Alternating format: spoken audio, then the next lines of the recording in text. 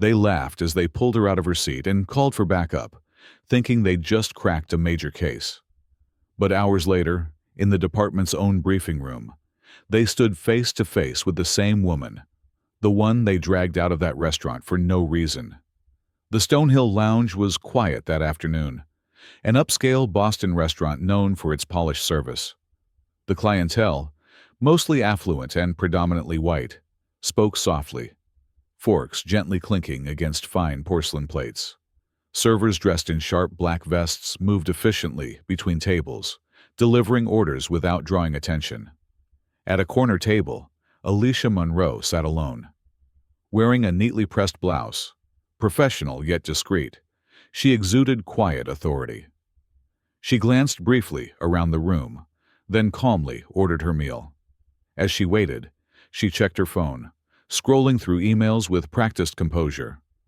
Alicia's movements were subtle but purposeful, signaling confidence without effort.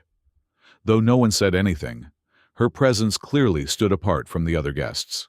Suddenly, the front door opened, and two uniformed officers walked inside. Officer Rick Dawson, tall and authoritative, followed closely by Deputy Carl Boone. They approached the maitre d', exchanging a brief, whispered conversation.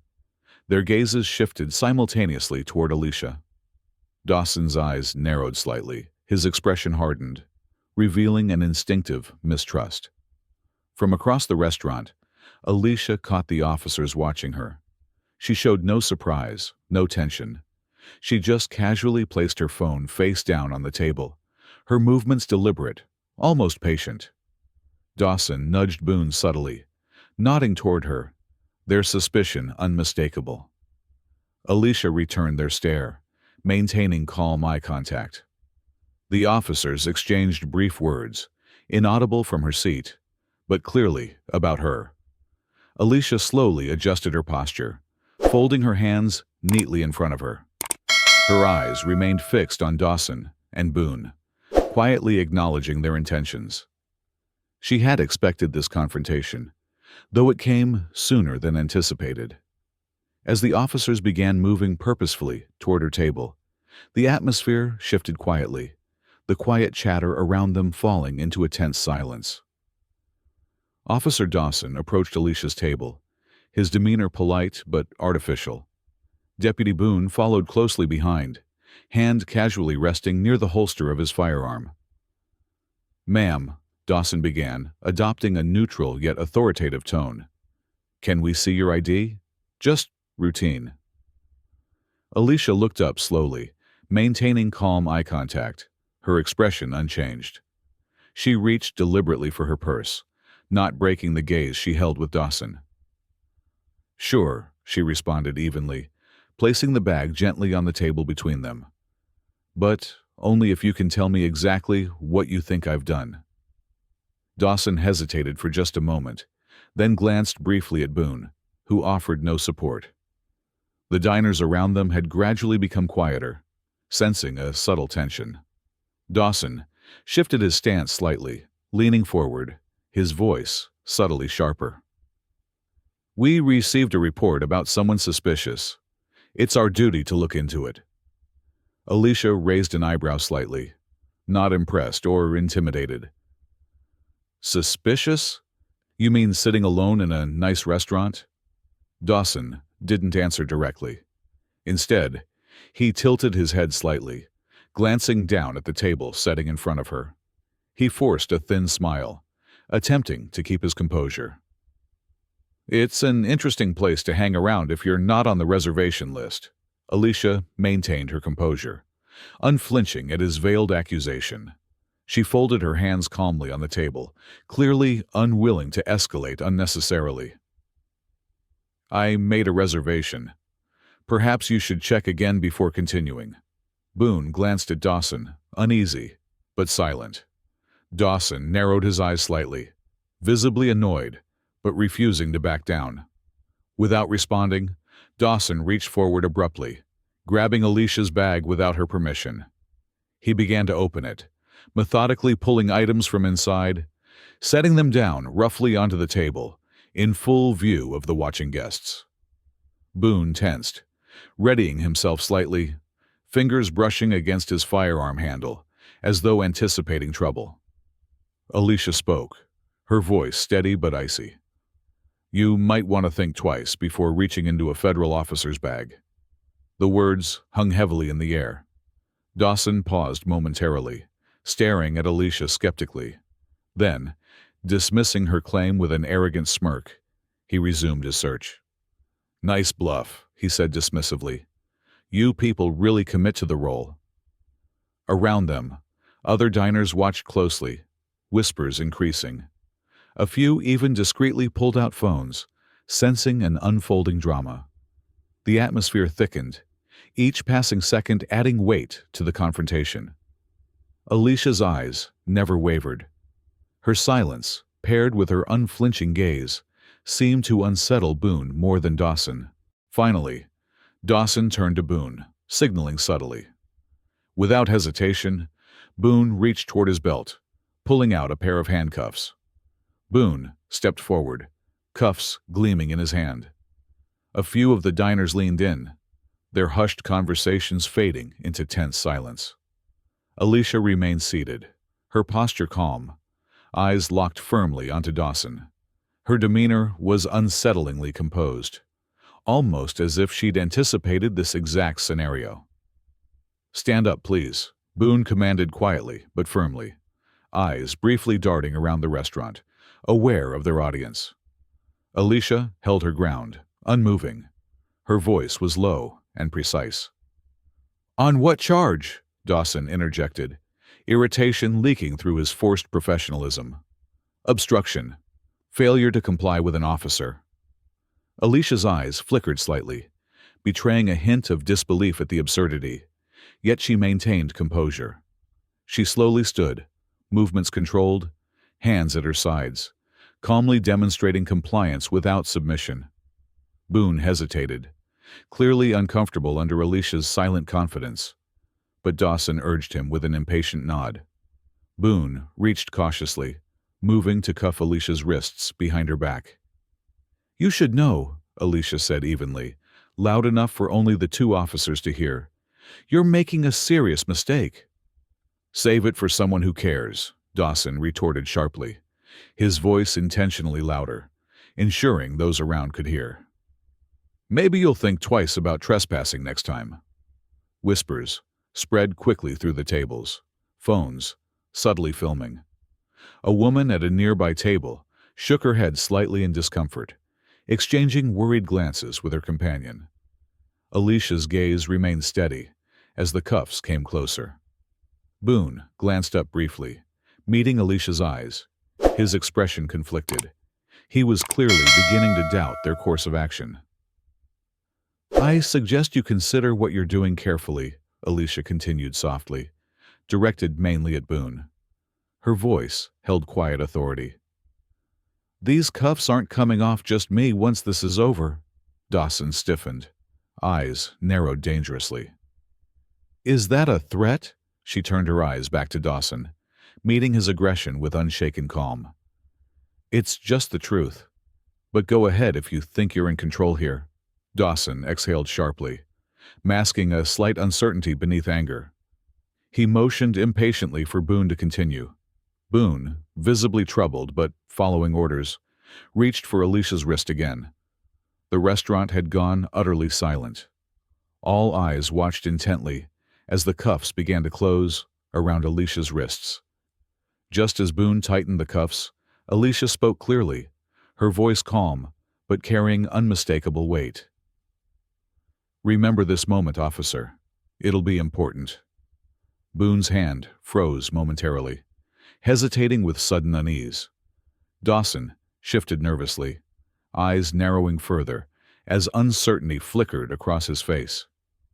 The entire room seemed to hold its breath, tension vibrating through every observer, every second prolonging the uncomfortable silence. Finally, Boone clicked the cuffs shut. The metallic snap resonated throughout the quiet room, lingering sharply in the air as Dawson signaled the exit, anxious to leave the uncomfortable scrutiny of the crowd behind. The stark white interrogation room felt unnaturally cold. A single table sat in the center, and Alicia sat quietly on one side, hands folded calmly in front of her. The cuffs were now removed, but the thin red marks lingered around her wrists. Her gaze remained steady, unwavering, fixed on the door ahead. Officer Dawson entered slowly, shutting the door behind him with exaggerated patience.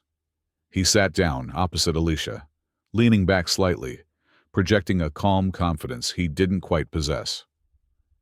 "You didn't seem so quiet at the restaurant," Dawson said, a slight smirk playing on his lips. "Funny how people change." Alicia's eyes moved subtly toward the security camera in the upper corner of the room. She said nothing. Dawson shifted slightly, uncomfortable with her lack of response. He placed his hand flat on the table, leaning forward a bit more aggressively. "You want to make this easy?" Dawson pressed, his voice growing colder. "Or should we continue pretending?" Alicia offered nothing in return. No anger, no anxiety. Her silence seemed deliberate, intentional in a way that unsettled Dawson further. He glanced at the mirror behind Alicia, knowing full well his colleagues were watching from behind the glass. The door suddenly opened. Dawson jerked slightly, caught off guard. Chief Harris stepped inside quietly, face expressionless. Dawson immediately stood and turned away from Alicia, leaning toward Harris as he spoke in a hushed voice. Alicia watched them calmly, reading their body language carefully. Chief Harris murmured something inaudible. Dawson's expression changed in an instant, color draining slightly from his face, eyes narrowing as concern flashed unmistakably across them. He stepped away from the chief, regaining his composure. Yet Dawson's glance toward Alicia now carried uncertainty. Chief Harris left the room without a word, closing the door gently behind him. Deputy Boone, standing near the glass outside the room, stared at Dawson through the mirror, his expression becoming visibly worried. Boone shifted nervously, sensing something was deeply wrong. Finally, Alicia broke her silence. Her voice remained calm, composed, but held an edge that made Dawson tense slightly. "You should probably Google my name before this gets worse." Dawson froze momentarily, eyes narrowed, his jaw tightening. He didn't reply right away, processing the implication behind her statement. Alicia's gaze never left his face, her expression clear and steady, devoid of intimidation. Before Dawson could respond, the faint sound of determined footsteps echoed down the hallway, growing steadily louder. Dawson turned instinctively toward the door, his hand unconsciously flexing at his side, clearly nervous about the interruption. The door swung open abruptly. Dawson stepped back, startled. A woman entered confidently. Agent Lauren Briggs, sharply dressed, holding an FBI badge clearly visible at her waist.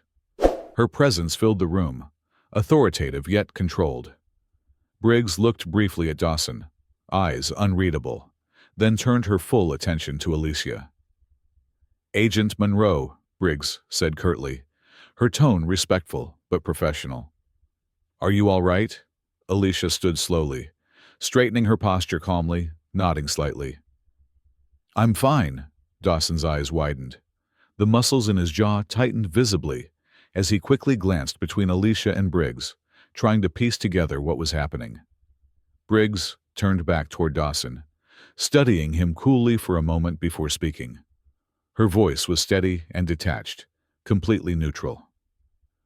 "Officer Dawson, do you understand what just happened here?" He hesitated, clearly off balance. "I'm conducting an investigation. I received a credible report." Briggs interrupted firmly, without raising her voice. "You detained a federal agent during an active investigation, officer." Dawson swallowed visibly, eyes shifting nervously.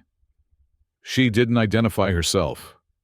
Alicia spoke softly, her tone measured. "You never gave me the chance." Dawson shot her a sharp look, struggling to maintain control. "We followed procedure. We received a report." Briggs cut him off again, decisively. "Your procedure doesn't justify violating federal jurisdiction." Outside, Deputy Boone stood near the mirror, his face pale and tense. He exchanged uneasy glances with Chief Harris, who now watched Dawson carefully, clearly reconsidering the situation. Inside the interrogation room, the silence thickened painfully. Dawson's confidence visibly unraveled, his previously firm stance faltering as he processed the gravity of the situation. Briggs stepped forward slightly, closer to Dawson, her voice quiet but commanding. "I'm here because you compromised a critical operation. You publicly humiliated an agent in the field. And now we have damage control. Do you understand the consequences?" Dawson struggled briefly for words, voice lower, defensive but losing power.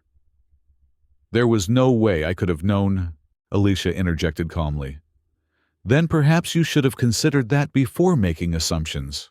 Dawson stared blankly at her, unable to reply. Alicia's words cut sharply, despite her quiet tone. Briggs turned decisively toward the door, signaling Alicia to follow her. As Alicia stepped past Dawson, she spoke evenly, her words measured, yet impactful. "I told you to Google me. Next time you might listen." Dawson watched silently, shoulders slumped, defeated. Briggs held the door open, her eyes briefly connecting with Boone and Chief Harris outside, both clearly disturbed by what had unfolded. The interrogation room's door shut firmly behind them, leaving Dawson standing alone under the harsh, unyielding fluorescent lights, utterly exposed. Agent Lauren Briggs re-entered the interrogation room, stepping briskly and with purpose. Without a word, she pulled out her identification badge and placed it deliberately on the table, clearly displaying her FBI credentials. Her voice was firm and unyielding. "Agent Alicia Monroe, Counterintelligence Division," Briggs stated flatly, eyes directly meeting Dawson's astonished stare. "You just compromised an active federal operation." The room went silent. Dawson visibly recoiled, his confidence evaporating instantly. His mouth opened briefly, struggling to form a coherent response. Boone stood behind him, eyes wide with disbelief, his body involuntarily stepping back toward the wall. Dawson stammered, voice weak and shaky. I didn't know." Briggs interrupted sharply, voice edged with controlled anger. "That's exactly the problem. You didn't care." Boone looked anxiously between Dawson and Alicia, the realization of their mistake hitting him hard. He took another step back, distancing himself, uncertainty etched clearly across his face. Dawson, unable to meet Alicia's eyes, stared blankly at the floor, rendered completely speechless by the revelation. Alicia rose slowly from her chair, calmly and deliberately. Standing tall, her gaze unwavering, she faced Dawson directly, voice calm, yet forceful. "And you still think I don't belong here?" Dawson flinched slightly at her words, visibly ashamed, unable to defend himself or respond. Alicia's steady stare intensified the weight of the silence, each second amplifying the gravity of his mistake. Chief Harris appeared at the doorway again, breaking the uncomfortable silence. His expression was stern, deeply troubled, and conveyed authority clearly and unmistakably. "Officer Dawson," Harris announced coldly, maintaining his composure with effort. "You're suspended effective immediately. Hand over your badge and weapon." Dawson's shoulders visibly sagged, his head dropping slightly. He reached for his badge slowly, hands trembling with humiliation, and placed it quietly onto the table. Briggs stepped forward decisively, collecting all related documents from the table, her movements efficient and precise. "You'll receive formal notice from the Bureau," Briggs stated clearly. "This isn't the end of the investigation." Dawson didn't respond. Boone, now pale and silent, cast him a quick, regretful glance before stepping further away, unwilling to stand near his disgraced partner. Outside the interrogation room, officers watched silently, exchanging uncomfortable glances. News traveled quickly through the precinct. whispers, spreading rapidly down corridors, each retelling amplifying the shock of what had happened. Meanwhile, at the restaurant, one of the diners who previously judged Alicia had recorded the confrontation on her phone. Sitting at her table, she now posted the video online, adding a caption, "This is unacceptable. Share to make sure justice is done." Within minutes, notifications filled screens across the city. People watched the footage, the clear injustice causing immediate outrage. Comments flooded in rapidly, demanding accountability. Phones in the precinct began ringing nonstop, inundating dispatchers with complaints, questions, and demands for answers. Back in his office, Dawson sat alone, staring at the empty desk before him. His phone buzzed constantly. Each vibration sent a fresh jolt of dread through him. Finally, overwhelmed by tension, he reluctantly reached for the receiver. "Internal Affairs," the voice on the other end announced coldly. Dawson hesitated, mouth dry, unable to speak. The voice continued evenly. "You'll be hearing from our investigators soon. Don't leave town." The call ended abruptly. Dawson set the phone down gently, visibly shaken. His authority, once unquestioned, had collapsed swiftly and completely. Outside the office window, Dawson saw Boone standing near the exit, speaking quietly with Chief Harris. Boone glanced briefly toward Dawson, his expression a complicated mixture of pity and disappointment, before quickly averting his gaze and stepping out the precinct's front door. Dawson's isolation felt more profound than ever. Across town, Alicia stood quietly beside Agent Briggs, both watching as their colleagues methodically processed the recovered documents. Briggs turned toward Alicia, her voice calm and reassuring. "You did good work, Alicia. This could have been worse if you lost control." Alicia nodded slightly, thoughtful but resolute. Her gaze remained clear and steady. "It needed to happen," Alicia responded quietly. "Sometimes the only way to expose cracks is to push until they break open." Briggs smiled briefly, acknowledging Alicia's quiet strength. Then her phone buzzed urgently, capturing her attention. She glanced at the screen, eyebrows slightly raised in interest, and tilted it toward Alicia. "Looks like the public caught on quickly," Briggs remarked calmly. Alicia took the phone, silently scanning the rapidly spreading video and the endless stream of comments. Public support was overwhelmingly on her side. She handed the phone back without expression, though her eyes revealed quiet satisfaction. Meanwhile, Dawson remained frozen at his desk, absorbing the magnitude of his actions. Another call came through. Dawson didn't answer, allowing the phone's persistent ringing to echo hauntingly throughout the empty room. He glanced toward the empty spot on his uniform where his badge had once proudly hung. For the first time in his career, he felt entirely powerless. Caught in the unforgiving spotlight of consequences he himself had set into motion. Outside the precinct, more calls poured into city offices, social media posts exploded in response, and a reporter stood calmly in front of the precinct's entrance, camera rolling, reporting live on the developing story, unaware that Dawson sat just behind the glass, head bowed in defeat. Dawson remained at his desk long after everyone had gone, the precinct silent except for the faint hum of fluorescent lights overhead. He glanced down at his empty hands, the once familiar weight of his badge now gone. Across the city, people continued to watch, share, and comment on the video, each reaction amplifying the consequences of his actions. Meanwhile, Alicia stepped confidently out of the federal building into the fading afternoon sun. Calm, poised, and unwavering, she moved forward with a quiet determination that spoke louder than words. She didn't need to boast or retaliate. Justice had spoken clearly enough. In the quiet aftermath, a simple truth resonated. Power misused would always, eventually, expose itself.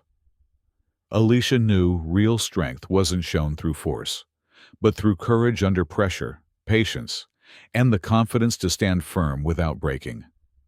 If you've ever witnessed injustice but felt powerless, this story proves otherwise. Justice thrives when someone refuses to stay silent. Your voice matters. Use it. Share your thoughts below. And if you believe stories like these must continue to be told, subscribe now. Because true justice doesn't speak for itself. It needs voices like yours to be heard.